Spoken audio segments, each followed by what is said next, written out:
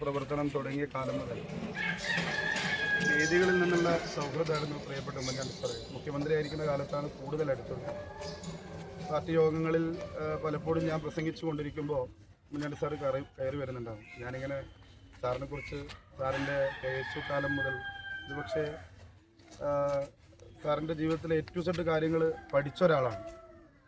സാറിൻ്റെ പിറവി തൊട്ടിങ്ങോട്ട് സാറിങ്ങനെ കയറി വരുന്നത് മുതൽ ഇങ്ങനെ അത് പറഞ്ഞ് സാർ KSU നേതാവായതും സമരം നടത്തിയതും അതുപോലെ തന്നെ ആദ്യമായി പുതുപ്പള്ളിയിൽ മത്സരിച്ചതും അതുപോലെ തൊഴിൽ മന്ത്രിയായതും അതുപോലെ ധനമന്ത്രിയായതും സാറ് പോലീസിൽ ഉൾപ്പെടെ ആഭ്യന്തരമന്ത്രി ആയിരിക്കുമ്പോൾ നടത്തിയ പരിഷ്കാരം അതിങ്ങനെ സ്വാഭാവികമായിട്ട് സാറ് വരുമ്പോൾ എന്തായാലും ഒരു സമയം എടുക്കുമല്ലോ, ആളുകളെ കണ്ടു മുദ്രാവാക്യം വിളിച്ചൊക്കെ ശരി.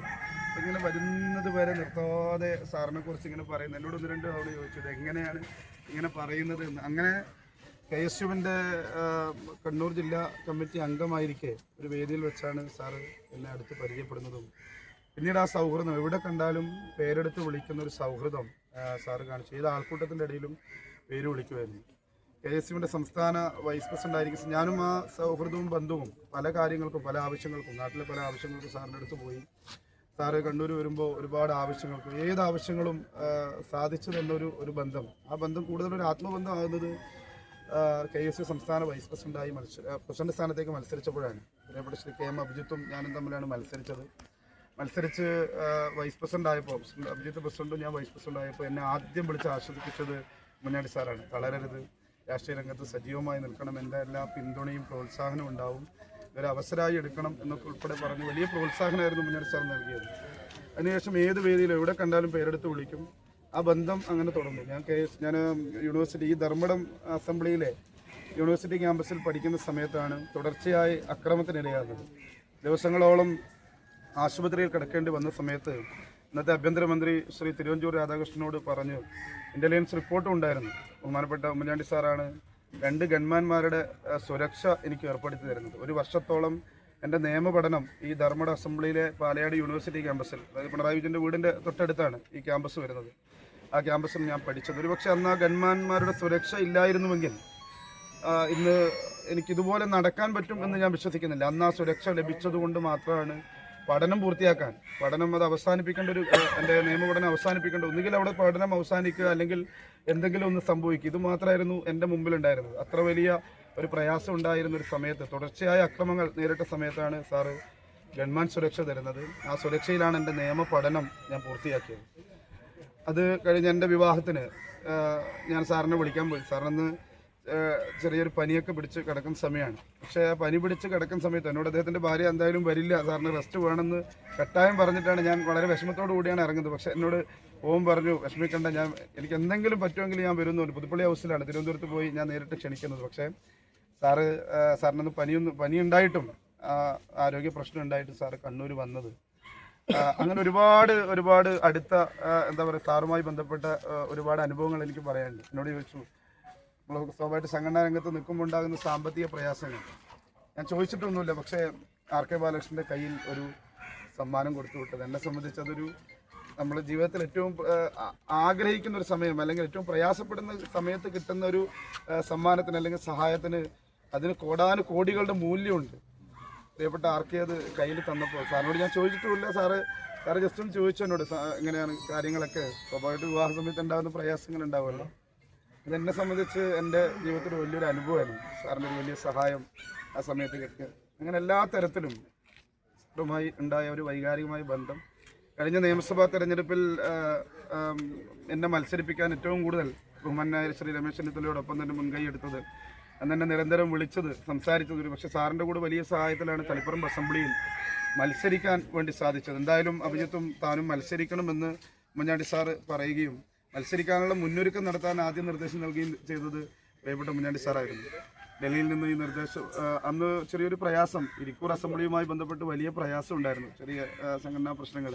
അപ്പോൾ അത് തീർക്കാൻ സാറ് തന്നെയാണ് നേരിട്ട് ബഹുമാനായ KC ജോസഫിനും MMSനും അദ്ദേഹത്തിന് 2 പേർക്കും അത് ആ വിഷയം അറിയാം, തളിപ്പറമ്പിലേക്ക് വരണം എന്ന് പറഞ്ഞ് മറ്റെല്ലാവരും കൈയൊഴിഞ്ഞ സമയത്തും സമാനമായ ഒരു പ്രതിസന്ധി അന്ന് സ്ഥാനാർത്ഥിയായി അനുഭവിച്ചപ്പോൾ 2 പേരെയും തളിപ്പറമ്പിലേക്ക് പറഞ്ഞു വിട്ടത് സാറാണ്.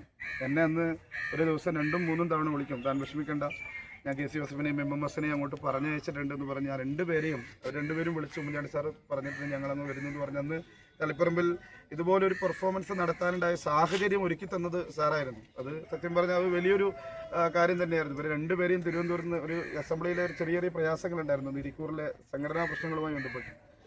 അന്ന് അത് സാറിൻ്റെ ഒക്കെ വലിയൊരു മനസ്സാണ്, അതെന്നോടുള്ള താല്പര്യമായിരുന്നു.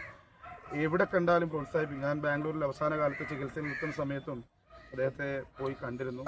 അന്ന് വലിയ നിയന്ത്രണമുള്ള സമയമാണ് സന്ദർശകർക്കൊക്കെ. പക്ഷേ ഞാൻ പറഞ്ഞപ്പോൾ കുടുംബാംഗങ്ങൾ ഉൾപ്പെടെ ബഹുമാനപ്പെട്ട ചാണ്ടിയമ്മൻ ഉൾപ്പെടെ ഉള്ളിൽ കയറി കാണാൻ ഉള്ള അനുവാദവും അന്ന് സാറിനോട് സംസാരിച്ചപ്പോൾ സാറ് പറഞ്ഞ കുറേ കാര്യങ്ങൾ അതൊക്കെ എപ്പോഴും മനസ്സിൽ നിൽക്കുന്നുണ്ട്.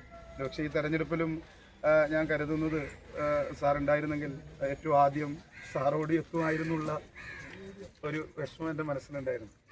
എന്തായാലും സാറിൻ്റെ ഓർമ്മകൾ, സാറ് തന്ന പിന്തുണ, സാറ് തന്ന ഊർജം, ഇത് എനിക്ക് തോന്നുന്നു അപൂർവങ്ങളിൽ അപൂർവമാണ്. ഇത് എനിക്ക് പറയാൻ ഓരോന്നുണ്ട്, ഇങ്ങനെ എടുത്തെടുത്ത് ഓരോ അനുഭവങ്ങൾ പറയാനുണ്ട്. ഞാൻ കൊടുത്ത പല അപേക്ഷകളിലുണ്ടായ തീരുമാനങ്ങൾ തീർച്ചയായും. അതുകൊണ്ട് ഈ ഒരു പോരാട്ടത്തിൽ അത് ഈ നീതിമാനായ മനുഷ്യനോട് ഞാൻ ഏറ്റവും കൂടുതൽ അഭിമാനിക്കുന്നതാണ്. ചാണ്ടിയമ്മൻ ഒരു ഫേസ്ബുക്ക് പോസ്റ്റ് ഇട്ടിരുന്നു. ആദ്യ റൗണ്ട് ലീഡ് വന്നപ്പോൾ പിണറായി വിജയൻ പിന്നില്ലെന്ന് ഏറ്റവും ആദ്യം പോസ്റ്റ് ഇട്ടത് ചാണ്ടിയമ്മനാണ്. ഈ മനുഷ്യൻ ഏറ്റവും കൂടുതൽ ജീവിച്ചിരുന്നെങ്കിൽ സന്തോഷിക്കും. കാരണം ഏറ്റവും കൂടുതൽ വേട്ടയാടിയ ഒരു രാഷ്ട്രീയത്തിനെതിരെയായിരുന്നു. പകയുടെ, വിദ്വേഷത്തിൻ്റെ, അഹങ്കാരത്തിൻ്റെ, ധിക്കാരത്തിൻ്റെ രാഷ്ട്രീയത്തിനെതിരെയായിരുന്നു. കാരണം 4 മണിക്കൂർ വോട്ടെണ്ണൽ തുടങ്ങി 8 മണി മുതൽ 12 മണി വരെ, 12:05 റിസൾട്ട് മാറുന്നത്. അതുവരെ തുടർച്ചയായ 6 റൗണ്ടുകൾ ഇടതുപക്ഷം മാത്രം ഭരിച്ചിട്ടുള്ള പഞ്ചായത്തുകൾ, ഇടതുപക്ഷ കോട്ടകളായ പഞ്ചായത്തുകൾ, ആ പഞ്ചായത്തുകളിൽ ലീഡ് നേടുമ്പോൾ ഒരുപക്ഷെ അത് പ്രിയപ്പെട്ട ഉമ്മൻചാണ്ടി സാറിനെ വേട്ടയാടിയതിനുള്ള തിരിച്ചടിയാണ് എന്ന് ഞാൻ ഇപ്പോഴും വിശ്വസിക്കുകയാണ്. സോളാർ കമ്മീഷന്റെ മുമ്പിൽ അപമാനിതനായി അദ്ദേഹത്തെ ഇരുത്തിയതിന്, മുഖ്യമന്ത്രിയായിരിക്കെ അദ്ദേഹത്തെ ഏറ്റവും ക്രൂരമായി ഒരു മനുഷ്യനോടും ചെയ്യാൻ പാടില്ലാത്ത തരത്തിൽ നിഷ്കളങ്കനായ, നിസ്വാർത്ഥനായ, നീതിമാനായ ആ മനുഷ്യനെ രാഷ്ട്രീയ പകപോക്കലിന് വേണ്ടിയിട്ട് അദ്ദേഹത്തിനെ അപമാനിക്കാൻ വേണ്ടി തെരുവിൽ സമരം നടത്തിയതിനെതിരെയുള്ള, അല്ലെങ്കിൽ തെരുവിൽ അദ്ദേഹത്തെ അപമാനിച്ച് സംസാരിച്ചതിനെതിരെയുള്ള, അദ്ദേഹത്തിനെതിരെ ഈ പറയുന്ന രീതിയിൽ മോശമായ കാര്യങ്ങളൊക്കെ പറഞ്ഞു വരുത്തിയതിനെതിരെയുള്ള ഒരു ജനവിധിയാണ്. ധർമ്മടത്ത് ജനങ്ങൾ ഉമ്മൻചാണ്ടി സാറിനോട് നീതി പുലർത്തിയായിരുന്നു. ആ ഓരോ വോട്ടും തീർച്ചയായും ഉമ്മൻചാണ്ടി സാറിനോട് ജീവിതത്തിൽ ചെയ്ത ക്രൂരതയ്ക്ക് എതിരെ ജനം ചെയ്ത വോട്ട് കൂടിയാണ് എന്ന് ഞാൻ വിശ്വസിക്കുകയാണ്.